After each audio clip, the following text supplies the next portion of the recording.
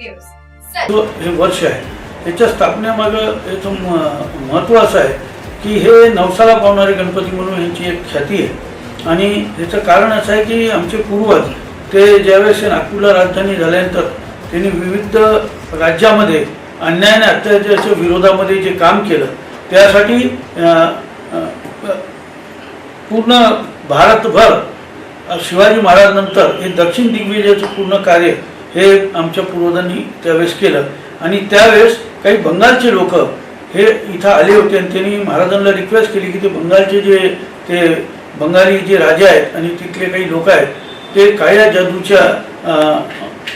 जादूनी आपल्या बॉन्डीच्या बाहेर जाऊन ते लोकांना बंदी बनवतात, जवान मुलांना बंदी बनवून आणतात, बायांना बंदी बनवून आणतात आणि अन्याय अत्याचार करून त्यांना आपल्या दासी किंवा बंधक बनवतात.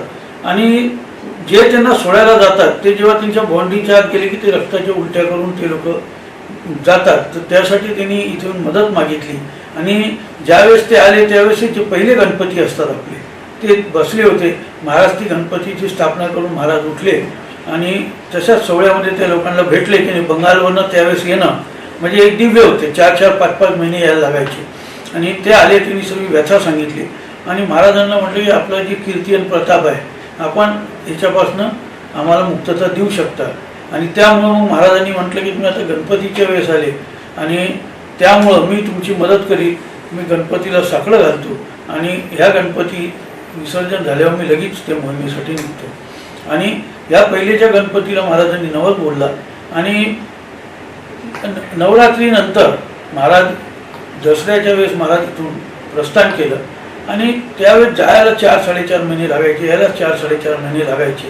आणि लढाईचा पिरियड असा वर्षभराचा तो पिरियड आपण पकडला. तर जेव्हा महाराज वापस आले त्यावेळेस दुसऱ्या वर्षीचे गणपती हे विसर्जित झाले होते आणि महाराज तिथून विजयी होऊन आले.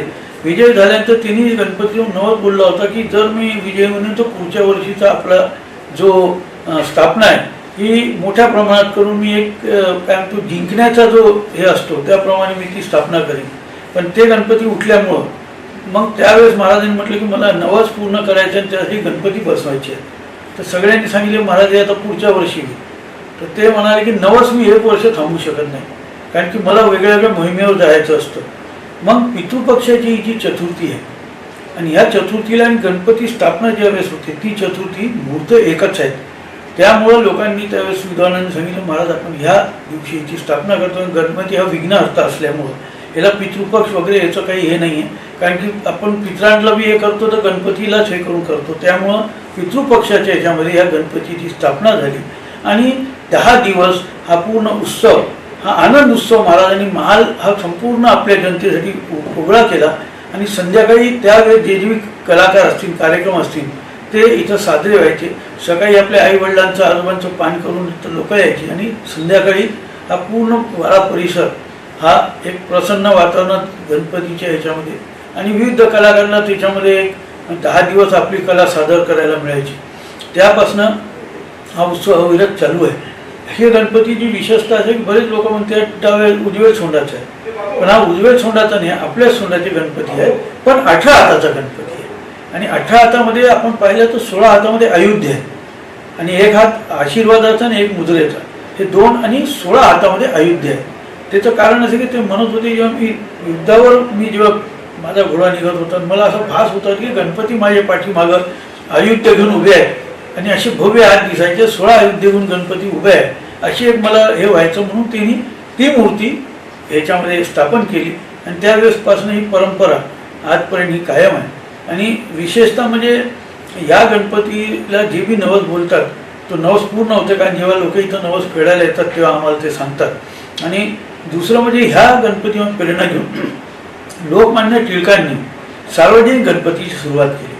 त्याचं कारण असं आहे की ब्रिटिशांनी जमावबंदी लावली होती आणि टिळकं हे स्वातंत्र्यासाठी टिळकांनी मोहीम आखली होती आणि त्या क्षेत्रासाठी ते नागपूरला हमेशा यायचे. जमावबंदी असल्यामुळं किंवा टिळक आले त्यांना घेण्यासाठी रेल्वे स्टेशनवर दोघंच लोक गेले आणि सर्व सुनसान होतं. त्यांनी त्यावेळेस विचारलं की जमावबंदीमुळं आहे का, तर ते म्हणे नाही, संपूर्ण लोक वाड्यामध्ये गणपती उत्सवाला गेलेले आहेत.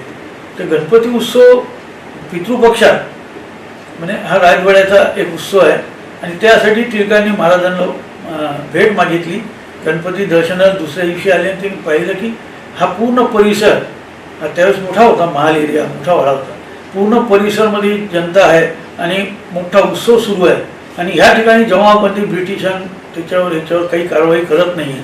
मग त्यांनी महाराजांची चर्चा केली आणि ती प्रेरणा घेऊन लोकमान्य टिळकांनी, आणि हा एकमेव गणपती फक्त नागपूरला होता, त्यामुळं येणाऱ्या जे आपले गणपती आहेत त्याला त्यांनी त्याच्यानंतरच्या वर्षी त्यांनी त्याला सार्वजनिक केलं आणि त्याखाली आपल्या स्वातंत्र्याचं लढाची चळवळ त्यांनी त्या अंतर्गत सुरू केली. तिचा उल्लेख त्यांच्या केशीमध्ये त्यावेळेस आहे आणि आपल्या पत्रिकेमध्ये मी तिचा उल्लेख केला आहे. आणि आता ही सर्व व्यवस्था महाराजा नागपूर ट्रस्टच्या अंतर्गत हे सर्व उत्सव. नमस्कार, मैं Abhishek Bachchan. Keep watching MNS news.